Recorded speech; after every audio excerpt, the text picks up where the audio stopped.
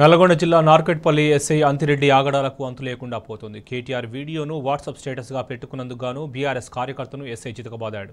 ఎల్లారెడ్డిగూడానికి చెందిన బీఆర్ఎస్ కార్యకర్త మాదగోని రమేష్ గౌడ్ కేటీఆర్ వీడియోను స్టేటస్ పెట్టుకున్నాడు. దీంతో ఎస్ఐ అంతిరెడ్డి రమేష్ గౌడ్ను స్టేషన్కు పిలిపించి బెల్ట్తో కొట్టాడు. ఈ ఘటనపై ఆగ్రహం వ్యక్తం చేసిన కేటీఆర్ ఎస్పీ చందన దీప్తికి ఫోన్ చేసి మాట్లాడారు.